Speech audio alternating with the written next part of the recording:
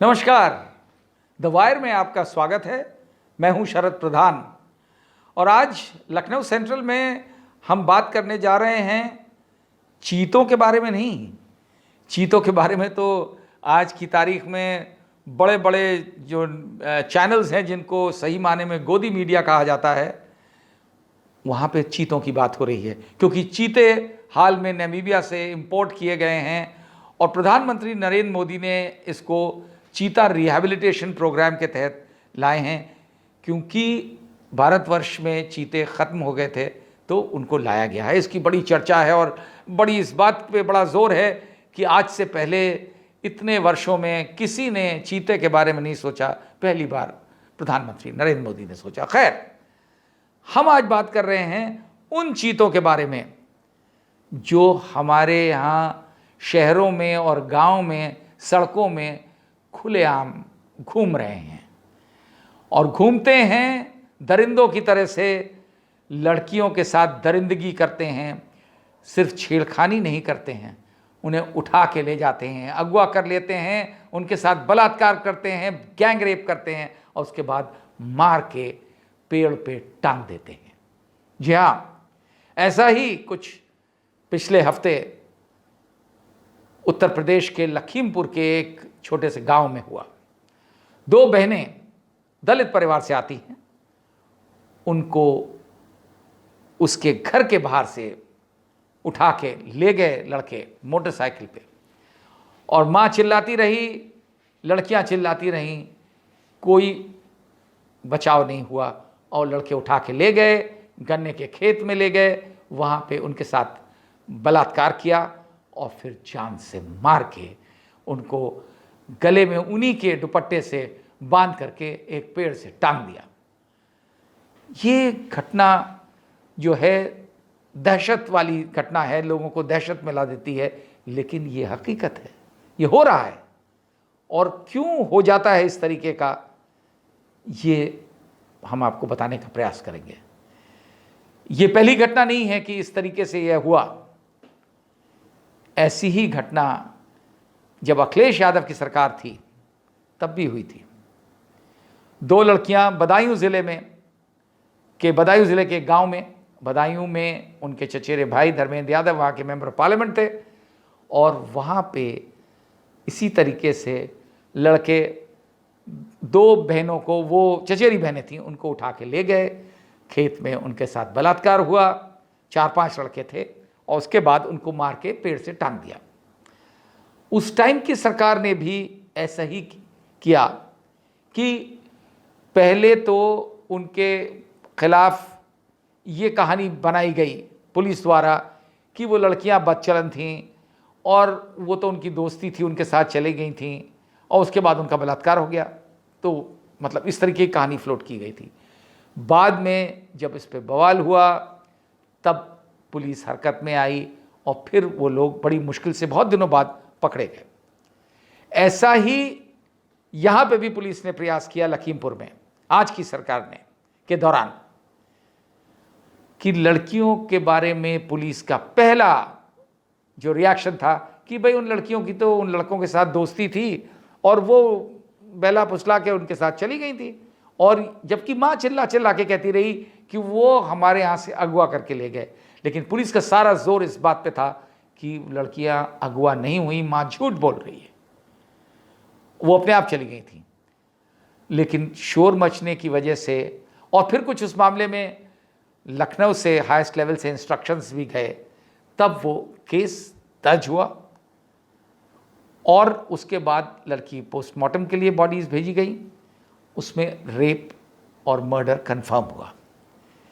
फिर भी जबकि एफआईआर लॉन्च हो गई है, लेकिन आज तक उसमें मां का वो स्टेटमेंट नहीं माना गया है कि लड़के अगवा करके ले गए थे।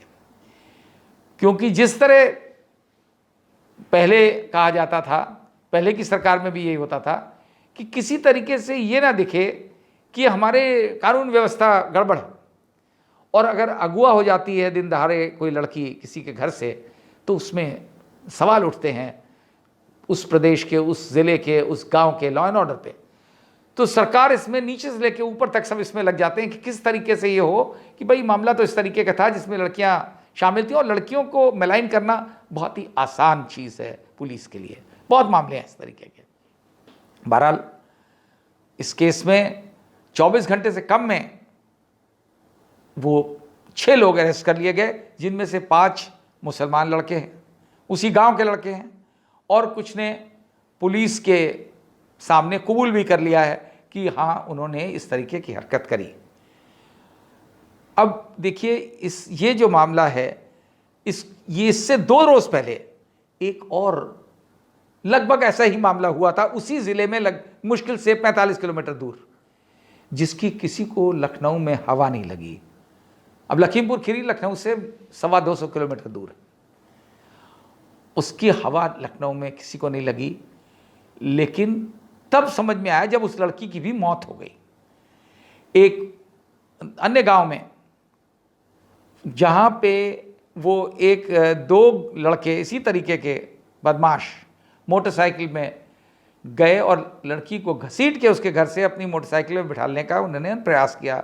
लड़की बहुत छटपटाई, चिल्लाई, उसकी माँ दौड़ के आ गई और माँ ने किसी तरीके से लड़की को छुड़ाया, बचाया, लेकिन फिर भी उन लड़कों ने बुरी तरीके से लड़की को खाली मोलेस्ट नहीं किया, काफ़ी मारा, उसकी चोटें बुरी तरह से आईं और माँ के भी चोटें आईं।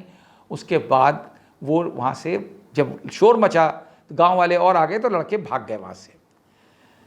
अब आप देखिए पूरा जब गांव ने बवाल किया तो थाने पे, तो पुलिस में उन्होंने दर्ज किया, ठीक है हम मामला जो है दर्ज कर देते हैं। और दर्ज क्या किया, 323, 504, 506 ये दफ़ाएँ हैं। ये ऐसी दफ़ाएँ हैं जो मामूली मारपीट में, झगड़े में, मोहल्ले में जो हो जाते हैं उनमें इन दफ़ाओं के तहत दर्ज किया जाता है केस। मोलेस्टेशन का केस नहीं दर्ज किया। जब लोगों ने ज़्यादा कहा तो उसमें छेड़खानी करके भी जोड़ दिया कुछ। नतीजा हुआ क्या, उसके बाद लड़की अस्पताल में भर्ती हुई और 4 रोज़ बाद यानी 16 सितंबर को, ये बात है 12 सितंबर की, इंसिडेंट 12 सितंबर का, 16 सितंबर को रात को उस लड़की की मौत हो गई। अब आप देखिए जब वो मौत हो गई तो काफ़ी बवाल हुआ और फौरन कूद पड़े राजनीतिज्ञ। पॉलिटिशियंस भी आमतौर पे तभी हरकत में आते हैं जब मामला पानी सर के ऊपर चला जाता है। जब तक किसी की मौत नहीं होती पॉलिटिशियंस के कान में जू नहीं रेंगती। मोलेस्टेशन होता रहे, छेड़खानी होती रहे, लड़कियों की इनसिक्योरिटी बढ़ती रहे, लेकिन कोई नहीं बोलता। यह अलग बात है कि सरकारें ज़ोर शोर से दावे करती हैं, जैसे उत्तर प्रदेश सरकार योगी आदित्यनाथ का एक मिशन शक्ति चल रहा है, महिला सुरक्षा को लेके पूरा एक मिशन है। बेटी बचाओ का प्रोग्राम चल रहा है, प्राइम मिनिस्टर नरेंद्र मोदी द्वारा स्टार्ट किया गया पूरे देश भर में। लेकिन हकीकत यह है कि लड़कियां इतनी खौफजदा रहती हैं क्योंकि उनको बचाने वाला कोई नहीं है, और उसकी वजह है पुलिस की इनएफिशिएंसी, पुलिस का भ्रष्टाचार और पुलिस की इनसेंसिटिविटी। मतलब संवेदनशीलता नाम की चीज़ है ही नहीं। लड़की के साथ जब कोई कांड हो जाए तो पहला नज़रिया पुलिस का होता है किस तरह से लड़की का कैरेक्टर असैसिनेशन कर दिया जाए, मेलाइन किया जाए। जैसा मैंने आपको बताया अखिलेश यादव की सरकार में भी यही हुआ था बदायूं के केस में, कि यही बताया गया था कि लड़कियां जो हैं वो लड़कों के साथ इन्वॉल्व थी, वो चली गई, उसके बाद हो गया, हम क्या करें। और उस केस में तो ये भी हुआ था कि जबकि उनका पोस्टमार्टम रिपोर्ट में रेप और मर्डर कंफर्म हो गया था, बाद में आवाज़ उठाई गई और सीबीआई को केस किया। आपको ताज्जुब होगा उस ज़माने में सीबीआई ने भी जो यूपी पुलिस की रिपोर्ट थी उसी पे साइन कर दिया। यानी कि उन्होंने भी कह दिया जो यूपी पुलिस कहना चाह रही थी कि लड़कियों के साथ रेप नहीं हुआ, सुसाइड किया उन लोगों ने। वो जो पेड़ पे टांग दी गई थी बताई हुई, आप सोचिए सीबीआई ने बाकायदा क्लोजर रिपोर्ट में लिख दिया कि सुसाइड है। और जबकि किसी भी सूरत में 16-17 साल की लड़कियां पेड़ पे जिस हाइट पे लटकी हुई थी, कोई तरीका मुमकिन नहीं था कि वो पेड़ पे चढ़ के अपने आप को लटका सके। लेकिन ये, और मज़े की बात क्या है, सीबीआई की रिपोर्ट, अब हमें बता, इसलिए बोल रहा हूं आपको कि आप देखिए सीबीआई भी किस तरह फंक्शन करती है। सीबीआई की रिपोर्ट में ये भी कहा गया कि साहब वो जो है कहीं से भी कोई एविडेंस नहीं, फोरेंसिक एविडेंस नहीं है रेप और मर्डर का। तो सब सुसाइड का कौन सा एविडेंस था? पोस्टमार्टम रिपोर्ट तो पहले हुई थी। सीबीआई जब तक पहुंची है तो उन बच्चियों को जो दफनाया गया था वो नदी के, गंगा नदी वहां बहती है और नदी के पास बदायूं में उनको दफनाया गया था। और जब सीबीआई टीम आई है तो वहां पे फ्लड का पानी भरा हुआ था।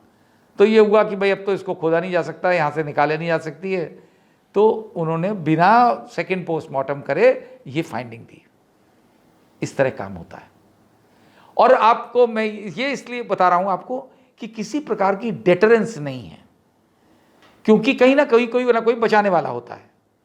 आपने सबने देखा है और लोगों की एक धारणा बन गई है। अभी हाल में जो बिल्किस बानो कांड हुआ, उसमें जिस तरीके से बिल्किस बानो के साथ जो 11 दरिंदे थे जिन्होंने उसके साथ दरिंदगी करी थी, गैंग रेप किया था, उसकी मां का भी रेप किया था, उसको मार दिया था, उसकी बच्ची को मार डाला था, उन्हें 14 साल की जेल के बाद उन्हें रिमिशन ग्रांट कर दिया गया, यानी कि उनकी बाकी सज़ा माफ़ कर दी गई। और खाली माफ़ नहीं करी गई, जब वो वापस पहुंचे गुजरात में अपने गांव में, उसी गांव में जहां की वो बिल्किस रहने वाली थी, तो वहां के लोगों ने उनको महिमा मंडित किया, उनको मालार्पण किया, उनके टीके लगाए, मिठाई खिलाई, जैसे कि कोई लड़ाई से, जंग से लौट करके कोई हीरो आ रहा हो। इससे क्या मैसेज जाता है?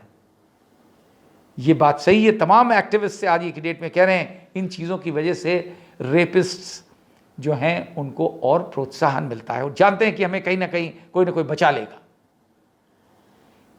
क्या वजह है कि निर्भया कांड के बाद जो नए कानून बने उससे ऐसा लगता था कि एक डर पैदा हो जाएगा, एक खौफ पैदा हो जाएगा कि जो नए कानून बनेंगे रेप को लेकर के सज़ा दी जाएगी, इतनी सख्त सज़ा दी जाएगी, लेकिन कोई फर्क नहीं पड़ा। इंटरेस्टिंग बात यह है और लोगों को जानने की ज़रूरत है इस बात की कि निर्भया कांड के बाद जो कानून बने थे उसमें एक ये भी कानून था कि उन पुलिस वालों के खिलाफ एफआईआर दर्ज की जाएगी जो लापरवाही बरतेंगे महिला के मोलेस्टेशन या रेप या हैरेसमेंट के केस में। उन्होंने इस तरीके से किया, लेकिन आज इतने वर्ष हो गए हैं, आज तक एक भी केस बताया गया, शायद एक केस है उत्तर प्रदेश में, उसके अलावा कोई केस नहीं है जहां पुलिस वालों के खिलाफ लापरवाही इस तरीके के मामले में उन्हें एफआईआर उनके खिलाफ दर्ज हुई हो, नहीं हुआ है। ये सब उसके बावजूद भी होता है। यूपी में आप जानते हैं एक कुलदीप सिंह सेंगर बीजेपी के एमएलए थे जिन्होंने उन्नाव में रेप किया था एक लड़की के साथ, और उसके बाद सरकार का पूरा प्रयास ये रहा किस तरीके से उस केस को भी रफा दफा कर दिया जाए। पुलिस ने पूरी कहानी गढ़ी उस एमएलए को बचाने के लिए। फाइनली जब हाई कोर्ट ने दखल दिया और सीबीआई को केस हैंडओवर हुआ, तब जाके वो भाई साहब अरेस्ट हुए और फाइनली स्पेशल कोर्ट से उनको सज़ा दी गई। ऐसा ही मामला हुआ हाथरस गैंग रेप में, जहां सरकार का, प्रशासन का पूरा प्रयास रहा कि किस तरीके से उसको रेप ना बताया जाए।